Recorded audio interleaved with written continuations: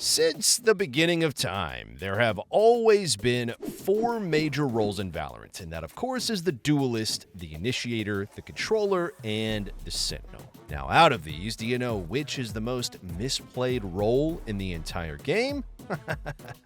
Well, that, my friend, would be the Lurker. So, Lurker isn't exactly an agent role on paper, but you'd be surprised how game-changing a Lurker can really be when it comes to winning rounds. And today, we're going to dive into the art of lurking through the eyes of Sentinel's Vibe merchant, Zelsis. Now, in particular, we're going to revisit a recent match from Sentinels against Loud in America's Stage 1. This was the third map on their best of 3 series, and in true poetic justice, it had to be Haven. Now, if you guys recall from the earlier kickoffs and Masters event this year, Haven was Sentinel's worst map.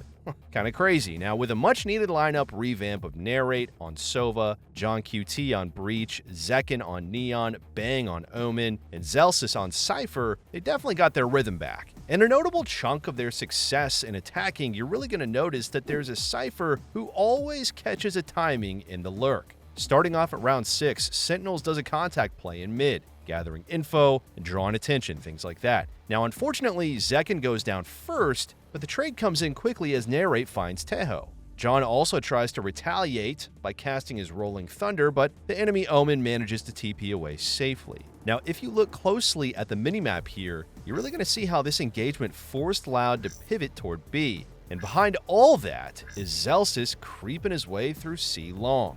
The rest of Sin realizes the space that Zelsis was able to take, therefore setting their sights on C through Garage. Now, due to a well-placed fault line, DGZ tries to rush back and meets Zelsis' crosshair. And just like that, the enemy Opper is down and the C site is free for the taking. Now, the key takeaway in this pick is notice how Zelsis didn't force any sort of opening here. He's merely capitalizing on the pressure his team is creating in mid. It's his teammates that have pulled Neon away from C site, but it's Zelsis who's capitalizing on this opening. Lurking is all about understanding what is currently going on in the map and how your opponents are likely to react to it. Now, as players fall, it's very likely your opponents are leaving an opening somewhere. In this round, Zelsis was able to sniff that opening out, and then later on, find 2 additional picks to boot, preventing Loud from saving any of their rifles for next round.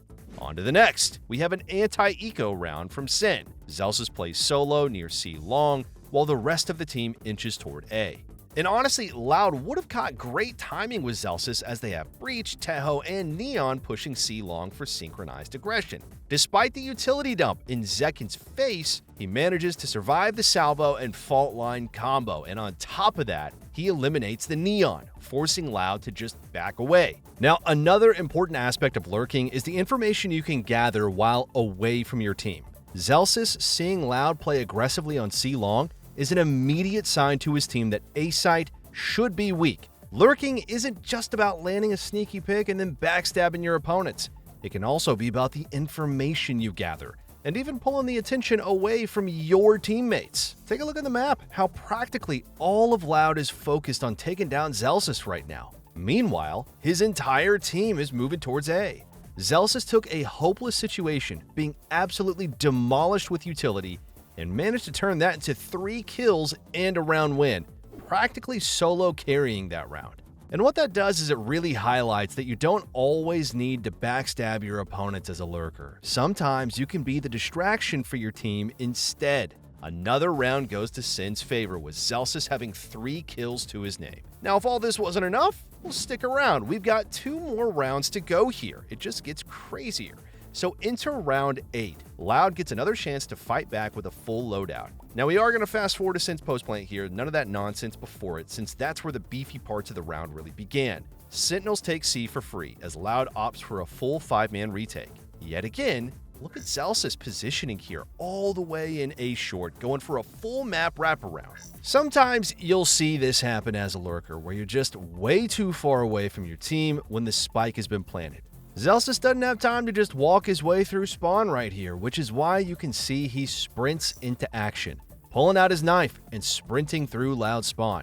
Here you can see how important it is that the lurker and their team are working together to buy time for Zelsis. Lurking is not a solo role. This lurk does not work if Sentinels can't stall long enough for Zelsis, but Zelsis also can't just be taking his sweet time on his flank. He needs to move fast. Loud would have gained the upper hand if the Rolling Thunder and Armageddon combo had landed a few targets, but instead, the best it was able to do was displace the team and push them all the way back to C long. Now, as perfect timing strikes, Zelsis arrives in CT to secure their post-plant pinch. Zelsis catches Omen, signifying the moment for the rest of the Sentinels to peek and retaliate. The members of Loud drop one by one in the middle of an uncomfortable spot between Zelsis' wraparound and the rest of the team's C-long pressure. Now, was this a risky play? Absolutely, we're not denying that. But did it pay off? Well, definitely. And finally, we arrive at the very last chapter in this 4-round series of Zelsis finding massive value in his Lurk, round 9.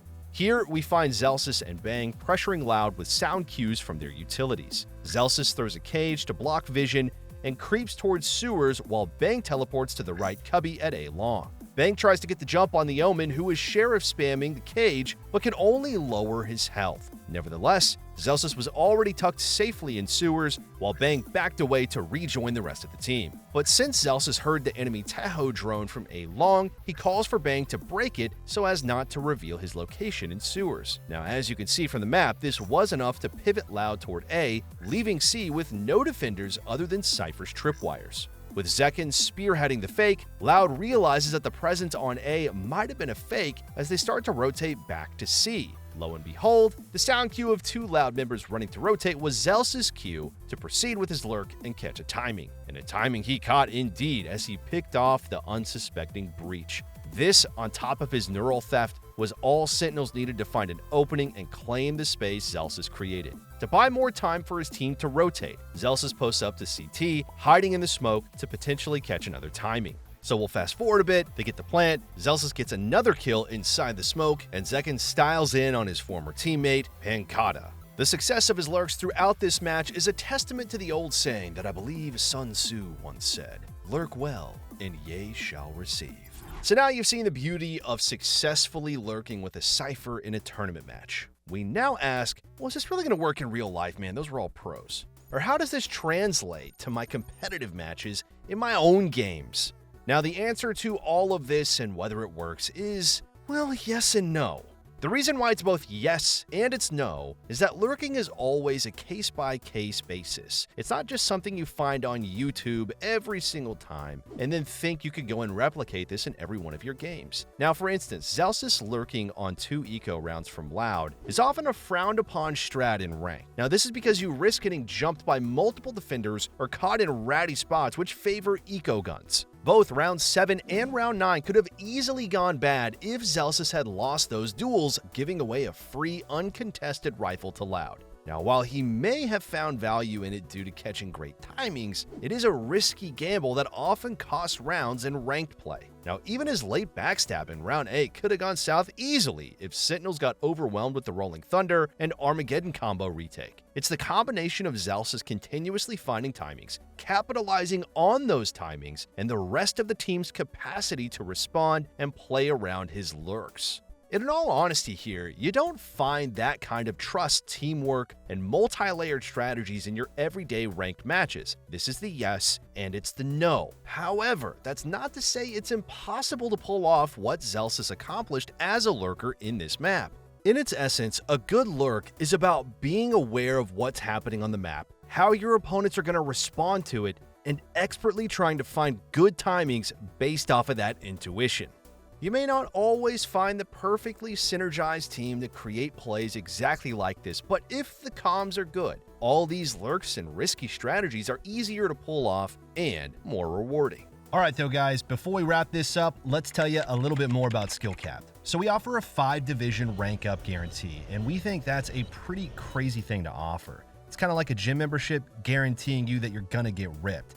Your local gym probably go bust if they offered you that. But not us, because we've offered this for years because our service really does work. It works so well, in fact, that we're able to produce by far the largest catalog of premium Valorant guides on the internet. We add new courses every month with over 1,000 guides curated into over 50 courses. No one can compare. We also have a direct line of communication with subscribers in our Discord so that you can get connected immediately to some of the best players in the game who will respond to every question you ask. Sign up today for as little as $6.99 a month if you're serious about improving your game. So that's going to be all for this one today, everyone. Thank you so much for watching, and we'll catch you in the next one.